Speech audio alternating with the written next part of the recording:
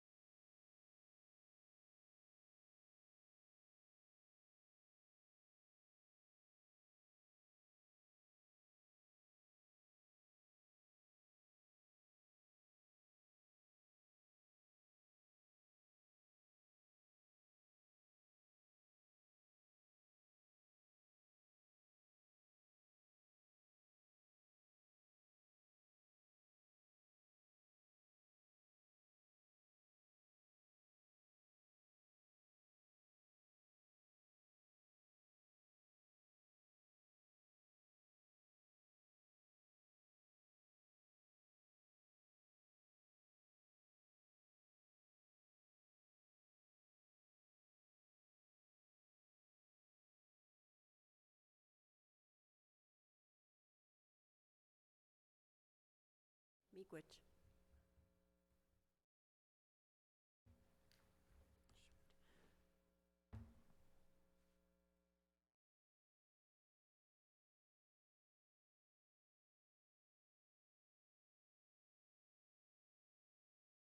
Lied again. You lied again.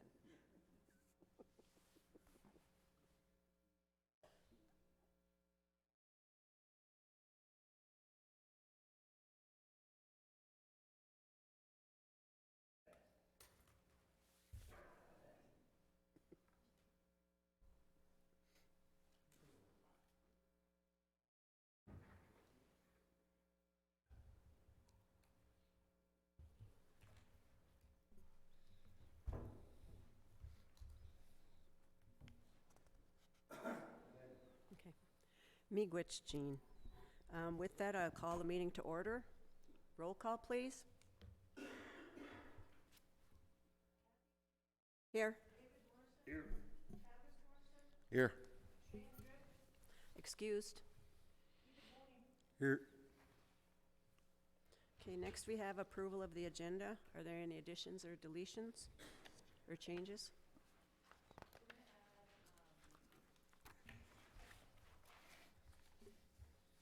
We'll add after Jenny Rowland, we'll add Jalen Strong. We'll be discussing polymet alternatives.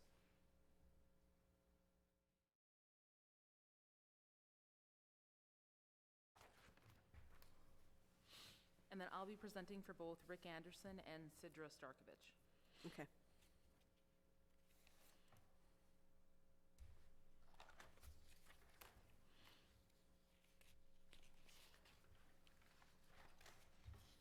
Okay. No other additions or changes. I'll call for a motion to approve the agenda as changed.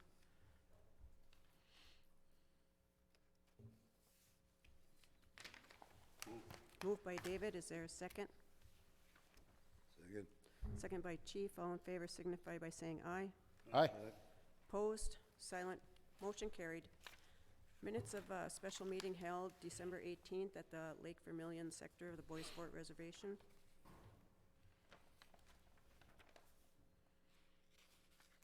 Just that one.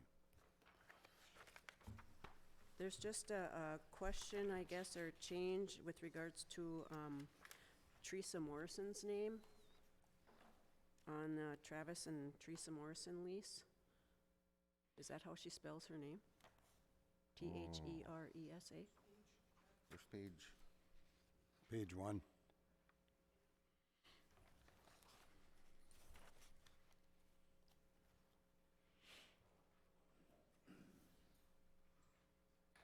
H-E-R-E-S-A. Yes. That's how she spells it? Okay. Okay. Just a question.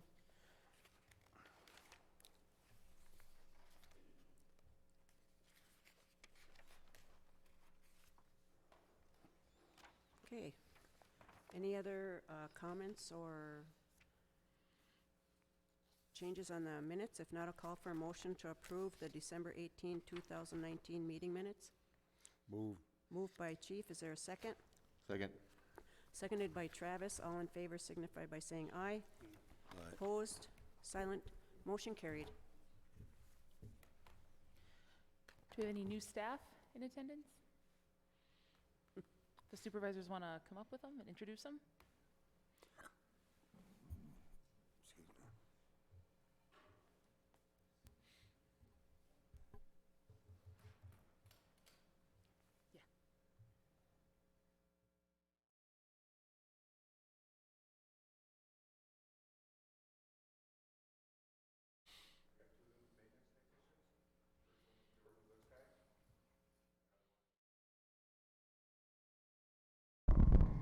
Yeah. Oh. Warren Vilbrin, Bois Forte Housing Supervisor.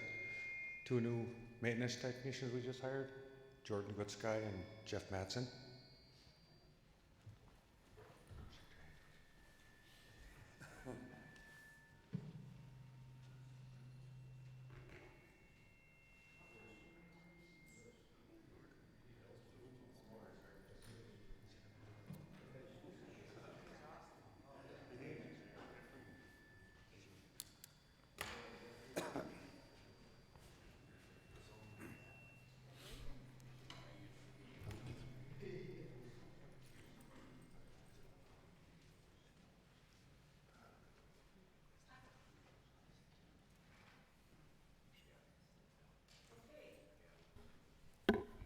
Next we have the consent agenda. Approve the new Nett Lake Wild Rice pricing with an effective date of January 1, 2020. Approve the ambulance pay policy change.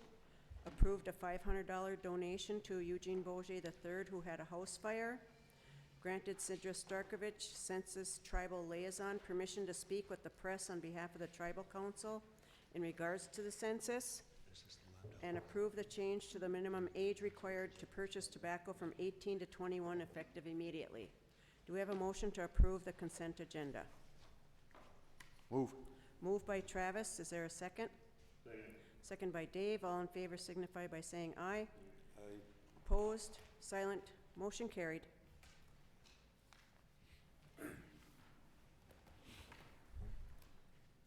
Next, we have Jason Schlender? Schlender? I'm sorry. Good morning, sir. Good morning, bonjour. First of all, I want to just say miigwech to the Akiwenzi, to the old man. You know, it's I'm from the Lakudere Ojibwe Reservation. It's always good to start out our day with our language and our ceremony. And your community is fortunate to still have some of your elders that can speak our language, and that's a beautiful gift, and what a privilege that we have to see that, to be a part of that. So my name is Jason Schlender. I'm the American Indian Leadership and Civic Engagement Educator, and we're here to do our introduction and our short presentation to talk about our grant. But before we do that, we brought a gift here, a bundle, on behalf of our program. And so if I could just get a few minutes just to talk for that bundle, and we'll talk about a little bit of the things that we brought with us. Mm-hmm. So if I could just have just a couple minutes at this time. Miigwech.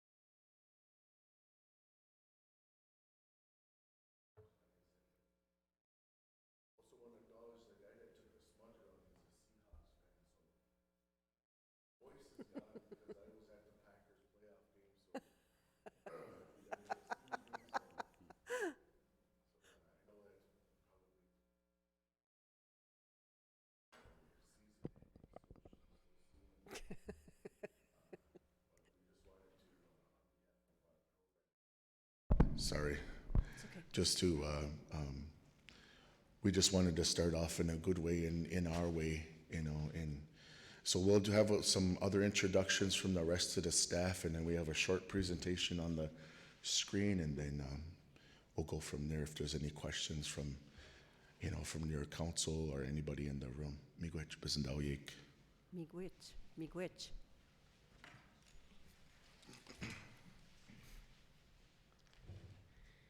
Good morning.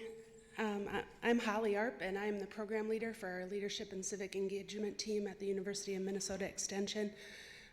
Miigwech for modeling your leadership for us this morning. It was a pleasure to be a part of that, and we're grateful to be here. And, I see my role in this team as supporting Fawn and Jay and Dawn, who is unable to be here with us, who is our team that is going to guide this work with us. The University of Minnesota is a separate college from College of Ag and some of the other college systems, and we know that we as a university and we as a college need to build partnerships differently, and so this is an effort for us to do that, as Jay said, in a better way than we've done in the past.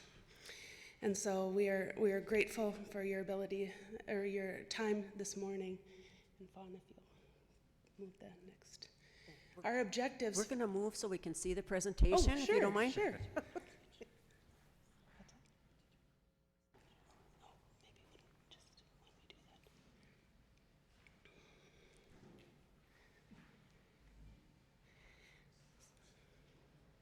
So our goals today are to introduce ourselves, to explore some interest in working together, and to better understand some of the economic development priorities and success you have. We have had a dream of better collaboration, and Don Newman, who is one of our American Indian Leadership and Civic Engagement educators, unable to be with us today, really worked with us to create a grant opportunity with the Economic Development Administration, where it's a matching grant to hire 2 staff members. We knew if we were going to do this work differently, we could not do it alone, and we needed to think about how we hired and changed the staff and the makeup of our working group. And so this is a model of how we hope to do our work moving forward. And I'll let a couple of our other team members then talk a little bit more about some of the other things we hope to do.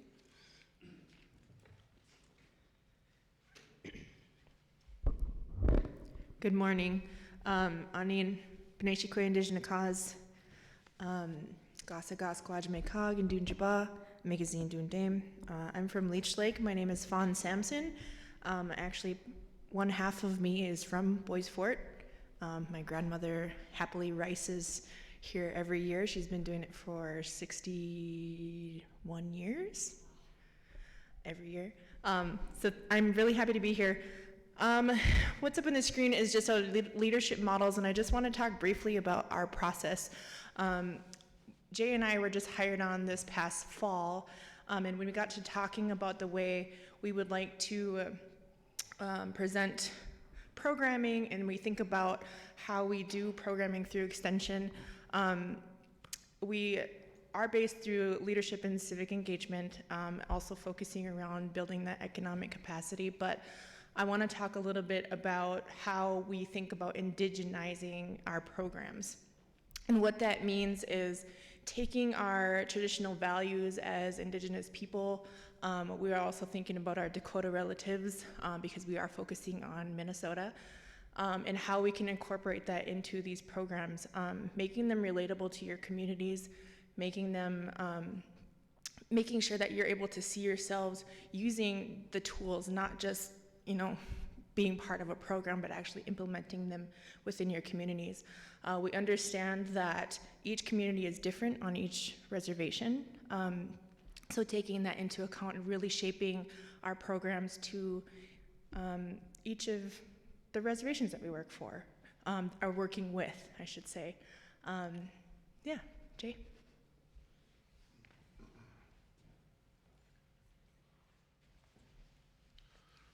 And so for, on the right side of the slide, there are our 4 approaches to extension, leadership, education. One thing that we would want to do is, as we've gone around to different tribal nations, one thing that we've really learned is to really acknowledge the leadership that they do have, historically, currently, and in the future. So we plan on, when we have that opportunity to co-create curriculum together, and focusing on emerging leadership and also the experienced leadership within tribal communities, obviously the community leaders, and also the organizational leadership within tribal communities, and strengthening and empowering them with confidence and competence and connections. Not that we're the experts, but myself and Fawn, we're here to put a familiar face to the program, and so that our tribal nations can excel and continue to be progressive. My experience lies in leadership. Prior to joining the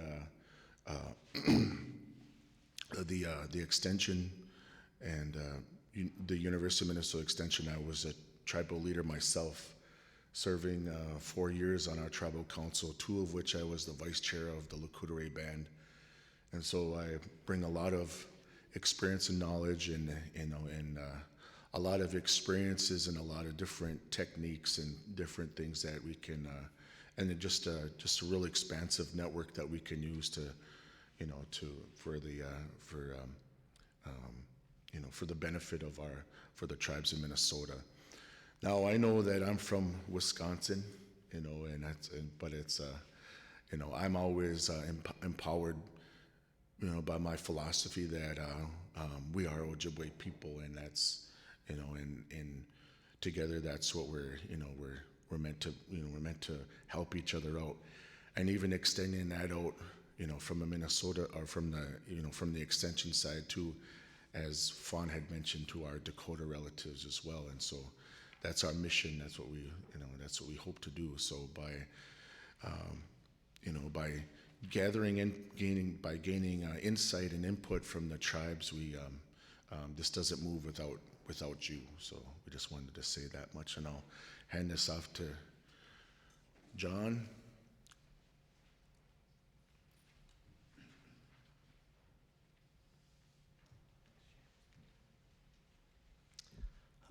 Good morning. My name is John Bennett, and I'm an extension educator with the Center for Community Vitality. And I primarily focus on issues related to community and economic development within extension. And our goal with that is to help communities sort of retain and expand the wealth that they have. And we do that through a number of different ways, and one of them is through helping organizations or community groups within an area that focus on economic development or trying to maintain the number of jobs that they have and identifying issues that the business community might be facing. So we have a program called Business Retention and Expansion, which is really focused on working with existing community or business development groups, come up with methods to make sure that their businesses remain strong and competitive. And we go out and we talk with businesses and find out different, possible methods that might be possible to be implemented that could help keep their community stronger. We also help communities with sort of like bigger picture economic, help them try and understand their local economy a little bit more. And so we do a lot of economic impact analysis of certain events that could happen within a community, or what would happen if a certain business was lost, or possibly how would a new business coming to town affect other parts of the local economy. So we do a lot of work with that, and a bit primarily with, especially in Northeast Minnesota, with communities that have seen layoffs or a change in a larger employer downsizing or just going out of business. I think we'll go to the next slide. And I'll also talk about the university's tourism center a little bit. The tourism center is also housed within the Extension Center for Community Vitality. And the tourism center does a lot of work in both urban and rural communities around the state. Understand, first of all, how are they doing in the issue of tourism, and could or should they be doing more?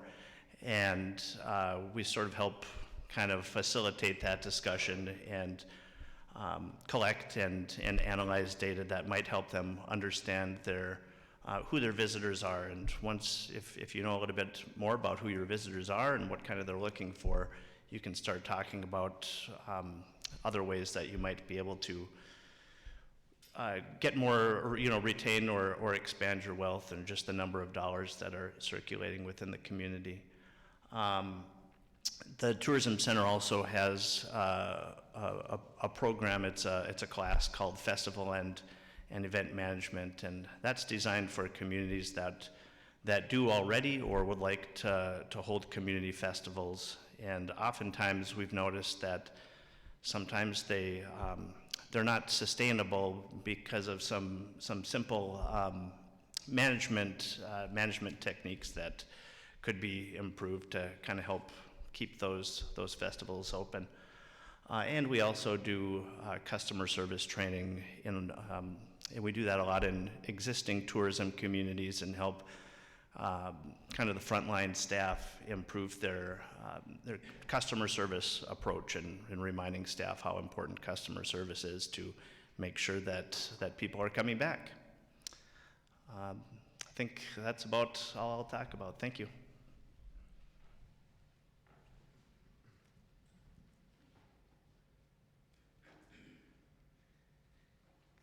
So we thank you for your time this morning to share a little bit about our Extension Center for Community Vitality. This is our American Indian Leadership and Civic Engagement team.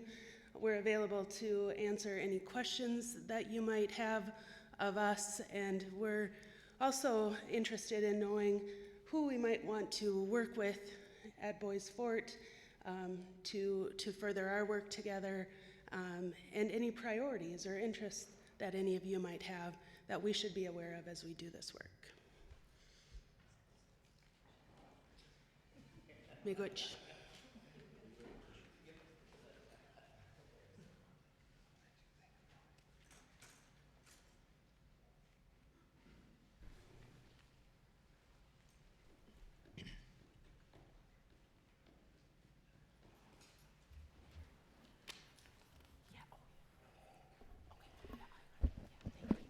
Miigwech for coming today and giving us that presentation. At Bois Forte here, we're always looking for resources, partnerships, and collaborations. And this is exciting for us. We also realize that we're in an area that tourism is huge, not only here but on our Vermilion side as well. And what I would like to say is I would like to see if we, and if the council's agreeable, to schedule a meeting with our staff, both in Nett Lake and Vermilion, and yourselves, to look at a partnership working with you with regards to the services and things you offer, because we are, as you know, when you came into Nett Lake, we're somewhat isolated, but there is some potential here.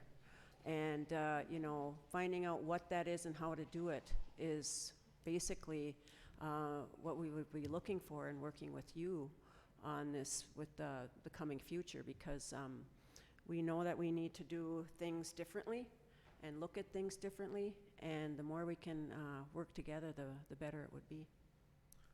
Yeah, I think so too. Yeah, good.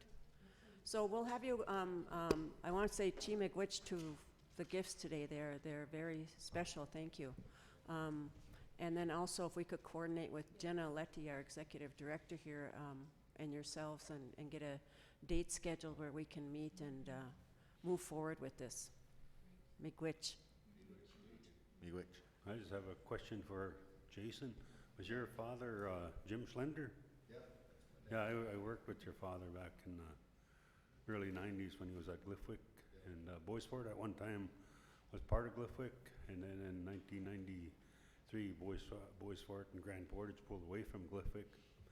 And so I got a chance to work with your dad and some of all the older guys, like, and then you must know Gosh Kabas too, huh? Yep.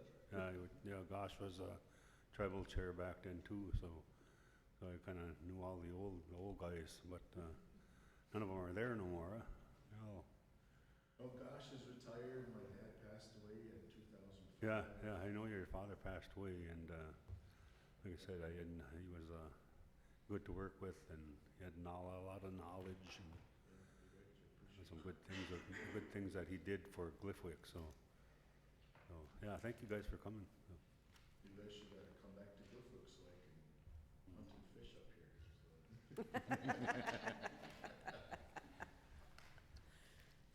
Miigwech again, thank you. Yeah, Miigwech. Appreciate it.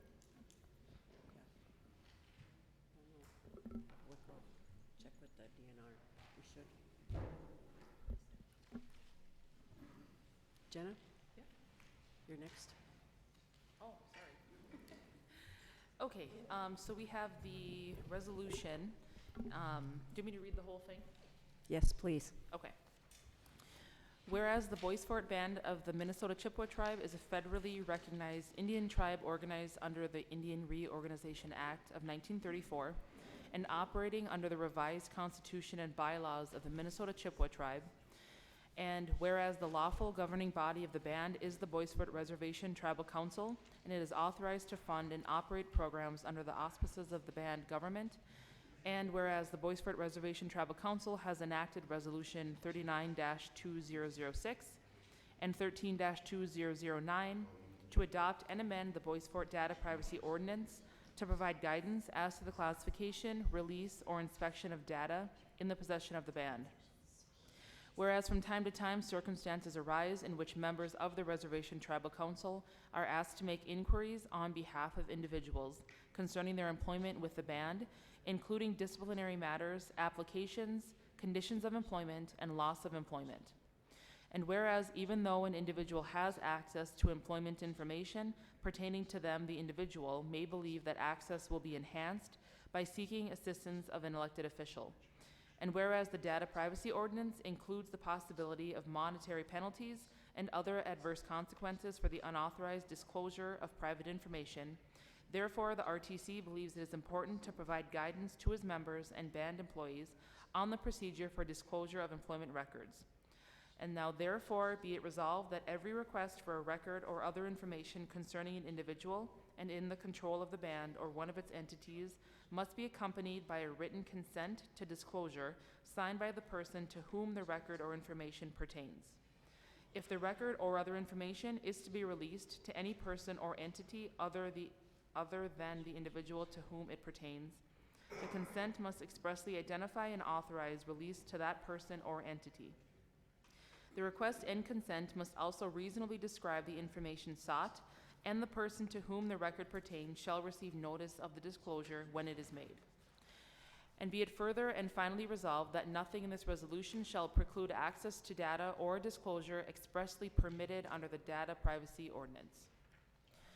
So this resolution is, kind of to paraphrase all of that.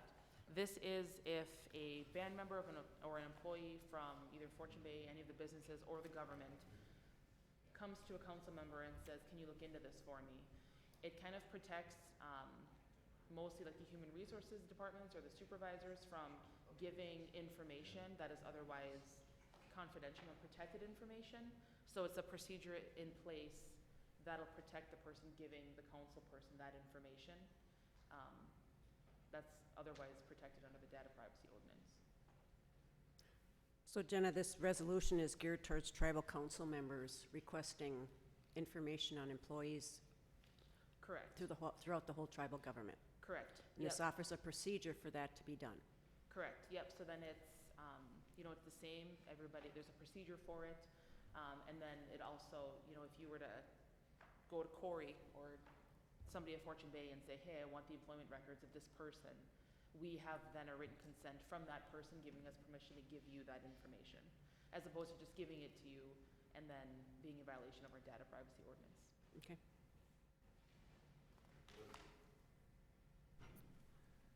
Okay, these were, what's this, 39, 2006 and 13, 2009. These Yeah. were previous resolutions, right? Yeah, but this is for the Data Privacy Ordinance, that's what those resolutions are, so it's the ordinance and then an amendment to it. So that is still in place. Okay.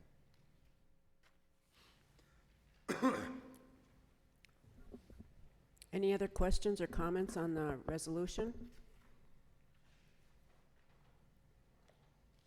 Not, I'll call for a motion to approve the resolution as read. Move. Moved by Chief, is there a second? Seconded by Dave, all in favor signify by saying aye. Aye. Aye. Opposed, silent, motion carried. Next is presenting for Sidra Starkovich, the donation committee.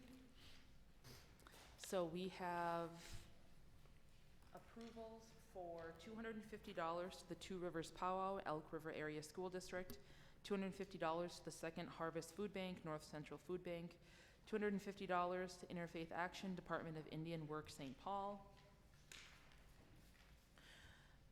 $500 matching fundraising for Bryn Chosa Volleyball Minnesota North Elite Team, $1,500 to the Virginia Public Schools Indian Education Indigenous Games, $250 to the Division of Indian Work Minneapolis, $200 to the Virginia Community Foundation, $150 for New Native Theater Indigenous Theater Twin Cities, $200 and 2 pounds of wild rice for the Minnesota Indian Women's Sexual Assault Coalition and the Missing and Murdered Indigenous Women March, and $100 the Northwoods Grizzlies cheerleaders. The list of denials is Darren Langwin, tuition Lake Superior College, Wounded Warriors Project, Lakota Waldorf School, Adriana Lisi for gymnastics, no proof of individual fundraising provided, which was requested, and last donation was given within the last year. Any questions on the donation committee's approvals and denials? If not, I'll call for a motion to approve.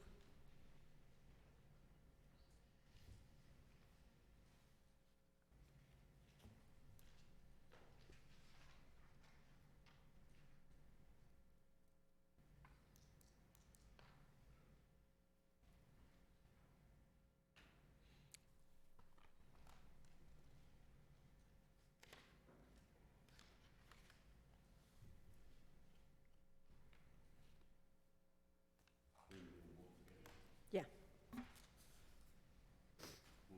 Moved by David, is there a second?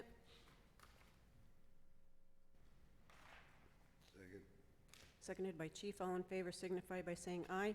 Aye. Opposed? Silent? Motion carried. Thank you.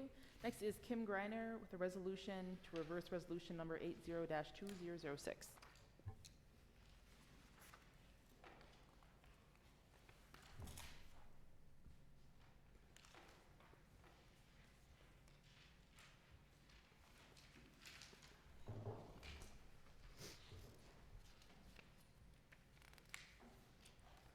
Good morning, Kim.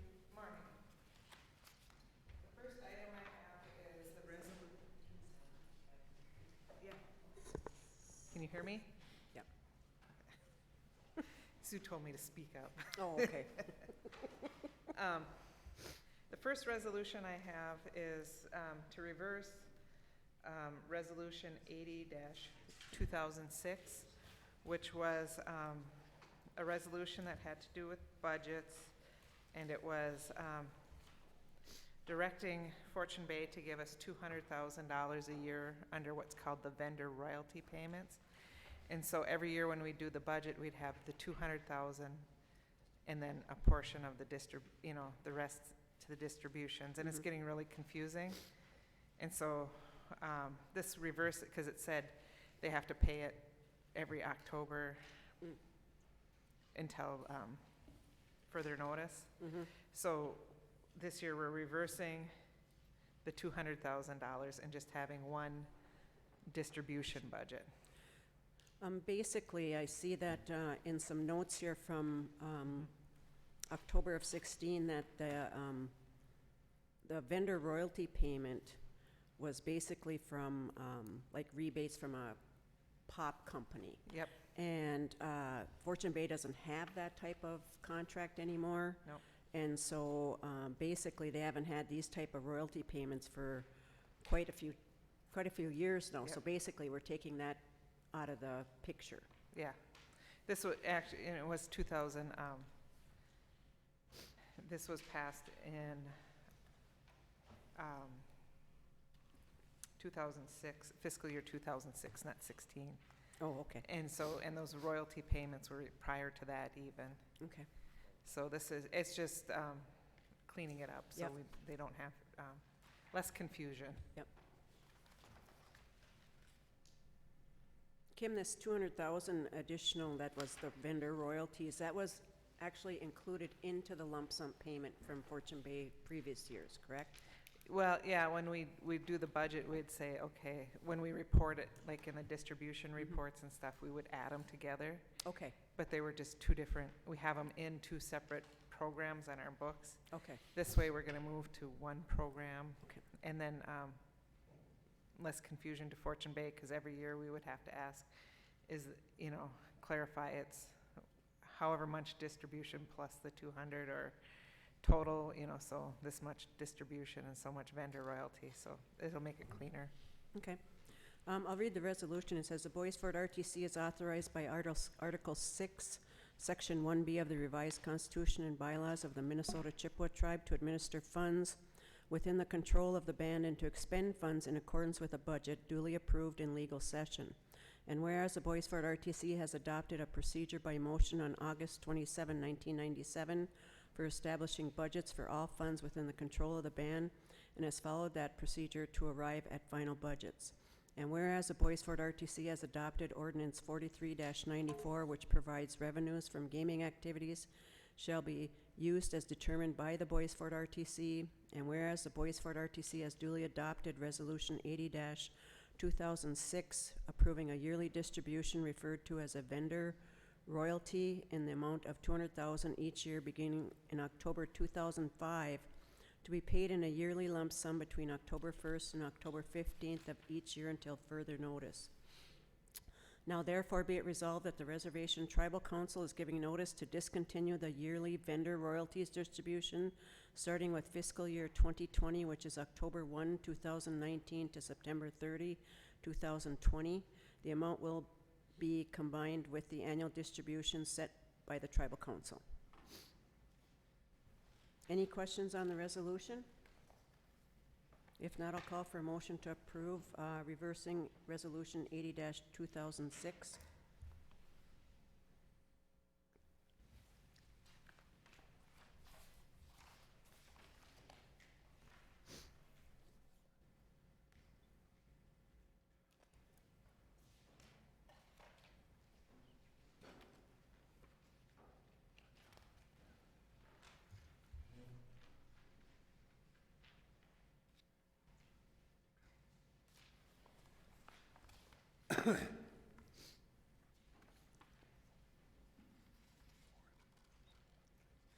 Move.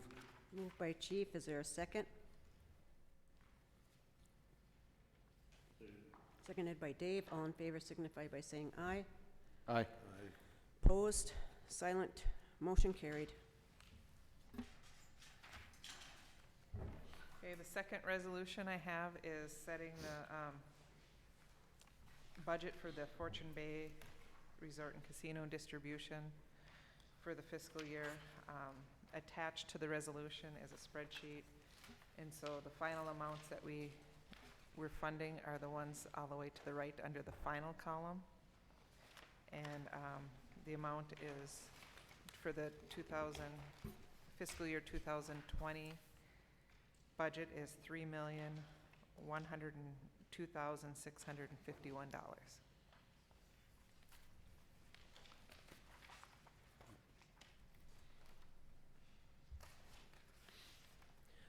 For the audience's benefit, this is the funding that we get from Fortune Bay gaming revenue, and it's used for, an example is for the funeral fund, scholarships, summer youth, LIECs, emergency preparedness. Our powwows are funded, elder housing repairs, Vermilion Water Sewer, Nett Lake Water Sewer, our urban offices, our paper, Bois Forte paper, variety of programs. Last year we did do a public presentation for our budgets. This year we've been having difficulties within staffing in our accounting department, which has led to there are currently positions posted within there, so the public presentation of our budgets wasn't able to be done this year. And so, however, this budget will now be added to our an annual report. The council has finished the 15-year Fortune Bay distribution report, which was just printed, I believe, finished being printed last week or the week before. And we'll be getting that out to tribal members, and this will be included. This annual report, distribution report from Fortune Bay, will be ongoing from this year forward in our annual financial report. Do we have a motion to approve the resolution for, do you want to, I suppose I should read it. Whereas the Bois Forte has adopted a procedure by motion on August 27 for establishing budgets for all funds within the control of the band, and has followed that procedure to arrive at final budgets. Whereas the Bois Forte RTC has adopted Ordinance 43-94, which provides revenues from gaming activities shall be used as determined by the Bois Forte RTC, and now therefore be it resolved that the Reservation Tribal Council is approving the distribution of $3,102,651 from Fortune Bay Resort Casino for fiscal year 2020, which is October 1, 2019 to September 30, 2020, to be allocated to programs per the final column on the 2020 Bois Forte budget attached. Do we have a motion to approve that resolution? Move. Moved by Chief, is there a second? Second. Second by Travis, all in favor signify by saying aye. Aye. Opposed? Silent? Motion carried. Good job, Kim. Thank you. The next item I have is the setting the healthcare premium rates for calendar year 2020. And this was budgeted for when we did the templates. We had planned for this. Okay. So there's a 5% increase in the cost of the single coverage portion of the health insurance. So the previous rate was $1,118.41 per month, and the new rate will be $1,174.33 per month, which is an increase of $55.92 per month per employee. This is not a cost that is, it's budgeted for you, budgeted for the increase, but it's not a cost for the employee. Nope, it's a program. It's a program cost. Mhm. And the programs have already budgeted for this increase, so.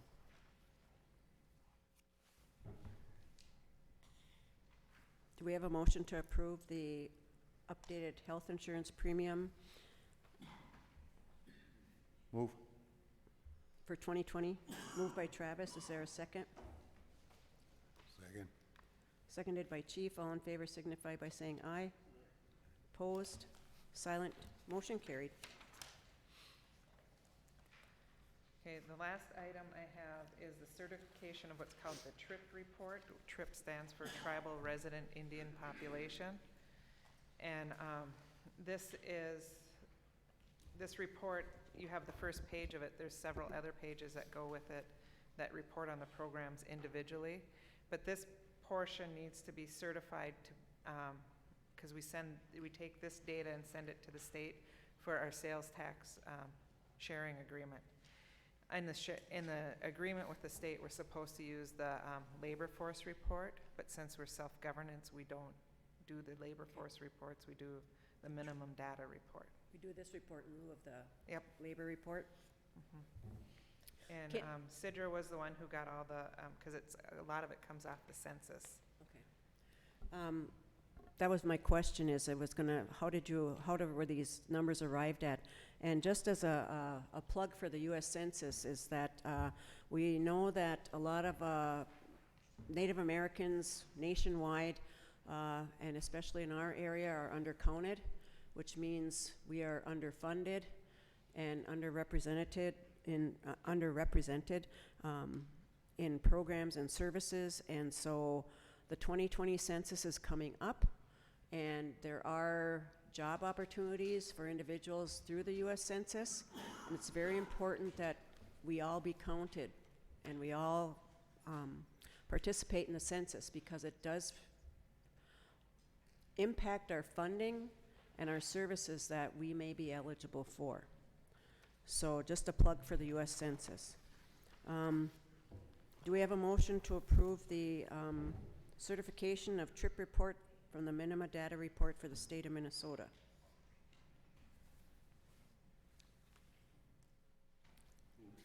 Moved by David. Is there a second? Second. Second by Chief. All in favor signify by saying aye. Aye. Opposed? Silent? Motion carried. Kim, is this done yearly? Yeah, Okay, good job. so the one that's just being completed is the 2018 data. Okay. It lags about a year and a half behind. Okay. Miigwech, Kim. Yep, you're welcome. Good job.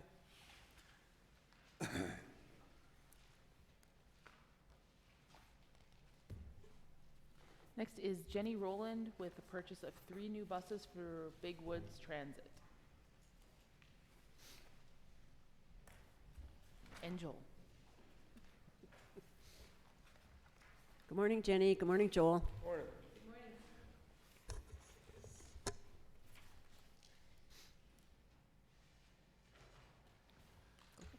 So, Big Woods Transit is in the process of purchasing 3 new buses. Originally, we were gonna get 2 buses with, that were big enough that you would need a CDL driver's license for, but due to the national shortage of CDL drivers, we are gonna buy the smaller buses and go from 2 buses to 3 buses. Okay. 2 of these buses will be purchased from Hoagland Bus Company. One has a little over 3,000 miles on it, the other one has a little over 1,000 miles on it. They are still new buses. They were using a demo display at shows. It shaves right around $10,000 a bus off each bus. So one will be for $59,158, the other will be for $54,178. The third bus will be coming from Thielen Transportation Group, a cost of $65,454. The third bid that we got was right just over $80,000. So, the MnDOT grant that Jenny had put in for and received was for $136,000. The total cost for all three of these buses is $178,790, which leaves a $42,000, just about a $43,000 gap. So Jenny does have it in her budget to fill that gap, so. Okay. Jenny, in your budget to offset that 43,000, is that from revenue collected? That will be from the revenue account, that's correct. Okay, good. Good job. Do we know when the buses will be arriving? The first two buses, the ones that Joel referred to, are showroom buses. Yes. Those will be available immediately. They'll just have to do our graphics on the side, and those should be, and they will deliver them. Nice. And then the third bus will have to be constructed, and so we're looking at 3 months then from start to finish. Good. What is the average, I hate to say it this way, lifespan of a bus? Because I know they're on the road constantly. Well, I just try to wring every little drop of goodness out of the bus. I know. So they run about 10 years. Okay. Actually, so I don't know, this is the two showroom buses are a lighter bus than we have purchased in the past. It's a Ford Transit style, which is more aerodynamic. Oh. So we're kind of curious how that's gonna work out. Should, instead of V8s, they have turbocharged V6s, so mileage should be better, so hopefully I think they'll be good for the Fortune Bay routes. Good. Because we're putting on, well, anywhere from 400 to 500 miles a day. Okay. For the Fortune Bay routes. Okay, good. For the audiences on YouTube, we do provide transportation for Fortune Bay employees from Nett Lake to Vermilion, and that's the Fortune Bay runs that she's referring to, as well as picking up people that may want to go to Fortune Bay. Right, and we also provide regular transportation from Tower, Minnesota to Nett Lake, a commuter bus that has set park and rides. So we're transporting from Nett Lake to Vermilion 3 times a day, and we're going from Tower to Nett Lake twice a day. Okay. Good. Any other questions for Jenny or Joel? If I know there was I got a couple complaints where people they didn't get picked up, or they called and they didn't get picked up, they got left anyway, and then the other one was sometimes they try to call the dispatcher and no, there's no answer, so. I would encourage them to leave a message. All our employees are cross-trained. Drivers can dispatch, dispatchers can drive. I drive, I dispatch, I write the grants. It's because of the staffing shortages that we have. We were having phone issues for a little while. Oh, nightmare phone issues, yeah. So the phones were a problem, then the building phones were a problem, the cell phones were a problem, shortages in staffing, and yes, those things occurred, people were missed, calls were missed. We try to do our very best. I would encourage anyone that has that experience to call me directly or email me. We try to make it good. We try to give them free tickets. We try to encourage them to continue with the transit.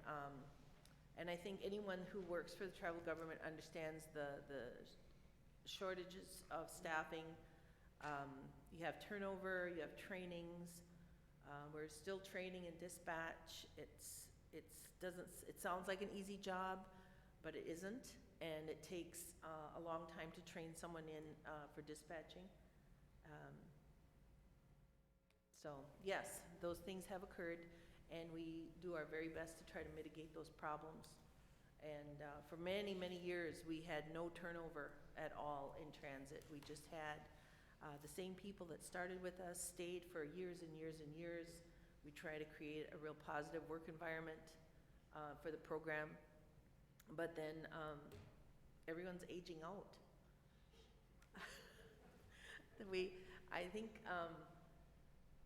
I don't believe we have anyone working for transit who is under 60 years old. So it's an issue. It's an issue, and I don't think my program is the only one that's going through this No. issue. So, No, it's, yeah, we're plugging along. We're plugging along. I thought I was going to retire early, but I should think I'll be here until I'm. And it's, I'll be here forever. okay, So, well, Yeah, you we'll know. try to make it good. Go ahead, Dave. Do some of your bus drivers, do they experience like burnout a little bit too, or? Well, what we do is about the only thing you can absolutely count on with transit is change. So we're changing it up all the time. Routes are changing, we rotate staff. No one is ever has a set route. You know, you take the route that you're given so that you can get your 40 hours. And we're at the point now where the overtime is minimal. But at one point, it was like 6 months ago, the drivers were working about 65 hours a week. So they withstand that for a certain period of time, and then, you know, we get new employees in, and whew, they can exhale and back off a little bit. But I would think that when they sustain that level of overtime over a period of 6 months, I think 3 months is kind of the cutoff. Everybody's all excited for overtime in the beginning, and then after 3 months of it, they're like, "Geez," you know. Yeah. So. It's a lot of time. Yeah, but we change them up, different routes, different days, and so they get, if they get sick of one thing, they can always transfer over to a different style of route with different group of people, ride different routes, and so they get to meet and talk to new people. Well, good luck with your challenges. The tribal government and even, I believe, Fortune Bay are facing staffing shortages, and all we can do is just keep plugging along and trying to fill that void and get something in place to help assist with that, so. Well, I know the transit is an integral portion of bringing employees into work so that you can, opens up employment for people who wouldn't necessarily be available for employment because of transportation issues. Is there any way that we can recruit from OR or like Absolutely. drivers or something like that? You know, Oh, from drivers from Yeah, OR? yeah. Anywhere. Like OR area or the surrounding area or? Oh, yeah, yeah, that would be nice. I'm not sure where, HR posts their jobs, but we have, our drivers are out talking and recruiting to people that they know. But, yeah, that would be an excellent idea. Yeah, what about Vermilion people? I mean, is there any way that we can? I have my first driver from Vermilion, Oh, okay. and she's stationed over there. She's been on sick leave for a couple weeks, but she's back at it, and that is how we were able to get the commuter route going from Tower and Vermilion back over here, is because I have a bus and a driver in Vermilion. Would be nice to have two. The more the merrier. Yes, yes. Okay.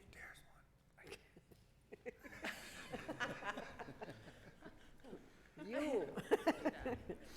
Any other questions for Jenny or Joel? And good luck with those challenges. It's every day. If not, I'll call for a motion to approve the purchase of 3 new buses for Big Woods Transit, total cost of $178,790 with grant and program funds. Move.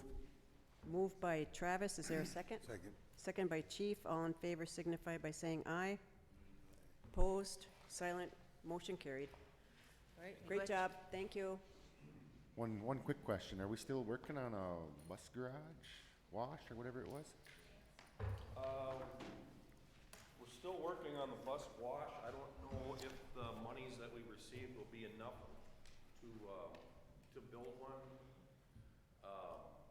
We're trying to do it without asking for any other money. So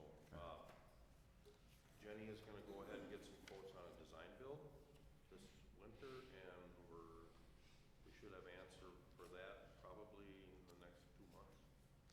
Sweet. far as the transit facility goes, I have attempted 2 grant applications and was denied for various reasons. So I approached it a different way. And when the Tribal Transit Discretionary Grant offering came out, I applied for a planning grant to develop a cost-benefit analysis on building a transit grant, so I can enclose that with the next application, thinking that it would be a more powerful application with more information enclosed. Cool. Thank you. Big Rich. Next is Jalen Strong with discussion on Polymed alternative outcomes.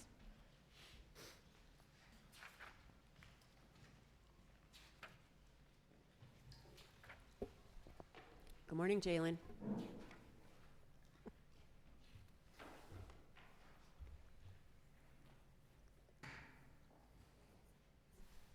So this is kind of just a topic that I brought up in the past. I just haven't forgot to give you guys the information. And then I found it I think on Monday, and so I thought I could get on the meeting here. But basically, from what I understand, it's just, again, it's just going to seem pretty hard to get on to the Polymed site to do any sugar bushing there. I don't know if you guys can see like on this map here, you can see that like where the sugar bushing site is, and then kind of where they're guessing at where it could be further in. So basically, as far as I know, like it's not really, right now at least, it's not going to be that close to any of the mining sites. It's probably about a half a mile to a mile away from any other sites or tailings basins. But I think it's like OSHA is not gonna they're not gonna budge on any of their safety requirements to be on the property. So nobody under 12, I think, is like one of the rules. You have to wear a reflective like vest or jacket. You have to wear a hard hat, steel-toed boots, and then you have to have somebody supervising that's employed at Polymed for like the entire time that you're on the property. And this sugar bushing site is probably 3 or 4 miles in to the property. So it's kind of takes a while to get there, and then just kind of the road to get up there even is kind of, it wasn't, I was just out there in October for a tribal monitoring thing when they were doing a cultural survey, and even then I think it snowed like 1 or 2 days, and the path to get out there was pretty hard to the point where I had to use a truck to get out there instead of a car. And I guess on top of that, the only person that myself, or even when Bill was here, knew that has like knowledge of his family going out there was Vern. And I talked to Vern probably in the end of November or the beginning of December, and he said that he probably wasn't really going to use that site to do sugar bushing. So one of the alternatives that Polymed offered was to allow us, I guess, to give up the site, and they would buy another site for us, or buy equipment for whatever we do up here, because I think they kind of know that we put on, Gene has like a sugar bushing camp like in the springtime, and he was just saying that, or they were saying that they could buy equipment for us to do sugar bushing, or what have it. And then talking with like Wayne Dupas from Fond du Lac and Jill Hoppy, they sound like they would go an alternative way like that, in the sense of like they want to get a monetary donation for a cultural, interpretive kind of museum that Fond du Lac is trying to build for all of the Great Lakes tribes. So basically, most of the tribes, or I think all of the tribes that signed the 1854 treaty, and that's going to be located kind of in far west Duluth. So these are kind of some of the options that have been brought up. And so I told them that, you know, I would definitely have to relay a lot of this to the council to see how you guys wanted to go about this.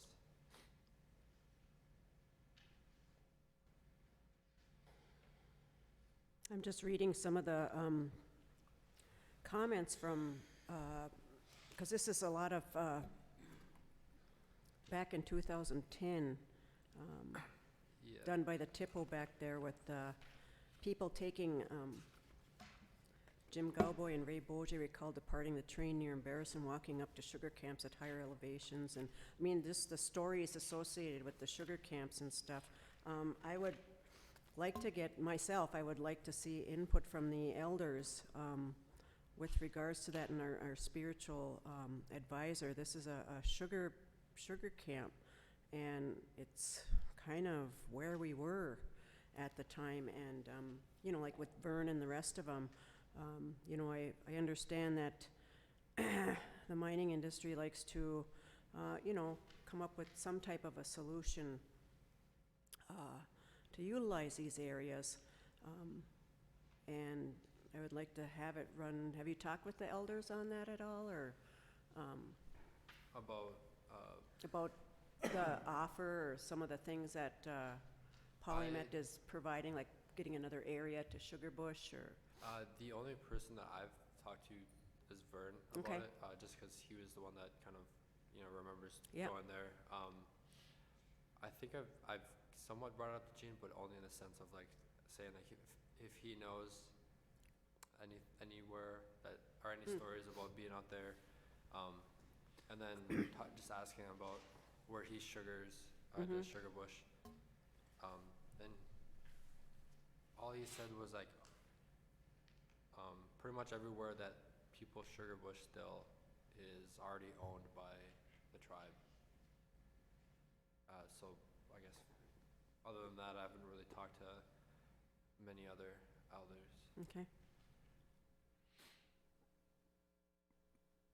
I'm just wondering, I was looking at some of the artifacts that were observed in 2010-11, galvanized buckets, solder dot cans and fragments of glass, and you know, I wonder, I don't know, I think that would be a avenue to go first, and maybe even a community meeting, I think, might put this on the agenda for one of our community meetings in Vermilion to discuss this, because it is a cultural site, and well, it's very touchy. Yeah. And just like, even if you look on, I guess, this map, you can see that it's like very close to the Masabi Wiju, which I don't know if you guys have very much information about that, but there's like legends that of like the giants that used to roam around here, and there's a trail basically from, I think it's kind of by Grand Rapids, and it goes through Virginia, and it goes pretty much to Grand Portage, like near there. And so that's a pretty big cultural site that even today, like a lot of people, when they come up to Powis, they'll stop there. And I guess most people know it as like the Laurentian Divide. It's kind of that big ridge that you see that kind of goes all the way. And they have like, that's where I think on Giants Ridge is kind of located on, and it's a kind of an interesting place. Yeah, I really think that we need some community input and elder input, and just to kind of make people aware of it, and see where it goes from there. I know that OSHA's huge. I mean, the hard hat, the supervision, I mean, and what worries me is if we do, or if it is decided, I shouldn't say if we, if it is, if it is decided to switch to a different site, what will happen to that site, basically?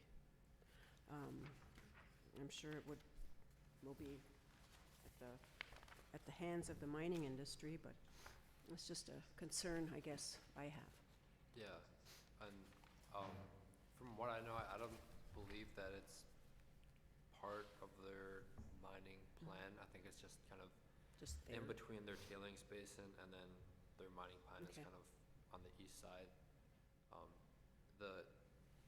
They're not, they haven't started yet, so I think that was maybe a couple years away, so if anybody wanted to sugar bush there, they could with like very little noise. Mm-hmm. But once mining starts, that's when it gets, obviously it's Yep. gonna get there's a lot more noise disturbances. And then one thing that was gonna made it a little bit harder to, in my opinion, to do sugaring was you can't really have an open flame there since I think OSHA doesn't allow that. And that's, I don't know, that's kind of a big part. Yeah, in it that, is. the sugaring process, so it's kind of just a lot of things that make it hard to do anything, I guess. Okay. Well, maybe we can get something set up for the, in Vermillion, invite the elders and cultural people and community members, and maybe Jay can do a presentation Yeah. with regards to it, and Ain't that where our next community meeting is, in Vermillion? No, it's in Duluth. it's in Duluth. In Duluth? Yeah. Okay. But we can set up a separate one Okay. to Yeah. help you with this. I think like the results from this last cultural survey kind of, we mostly just found more cans to kind of hold the The buckets. Yep, the syrup and stuff, and we found some kind of interesting like wood spiles. They're almost not usually what you would find for a traditional thing. Like it was kind of like a cone, and it was really pointy, whereas like the traditional style was like a cedar tap. Mm-hmm. We found 24 of those, and we kind of surveyed the entire sugar bush, or section 106 group did. And I kind of just like walked around the entire area. They found like, you could tell where most of the natives were, and then where all the miners and whoever else, like white people basically, were kind of on the other side. And the cleanliness of everything. You can even see how far back it goes. I think by the more east you went, the farther back, some of the designs were on the coffee cans, or some of the nails, or some of the glass that we found there. So it's really interesting to be out there, see all that stuff. Good. Well, I do also want to thank you, Jalen, I know that Jalen, you've been doing TIPO duties as well as your own duties, and I know that we're going to be setting up a meeting soon with Grand Portage to see about sharing a TIPO position in northeastern Minnesota, so to help you out, because I know that you're pretty stretched with what you need to do, but I appreciate you assuming those duties, and you're doing a good job. Any other questions for Jay? Okay. Thank you very much, Jay.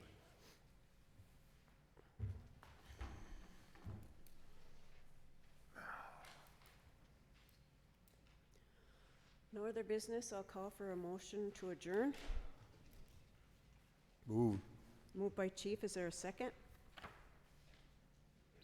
Second by Dave. All in favor signify by saying aye. Aye. Aye. Opposed? Silent? Motion carried. Thanks, everybody, for watching. Next week is the State of the Band on the 23rd at Fortune Bay. We hope to see everybody there. Miigwech.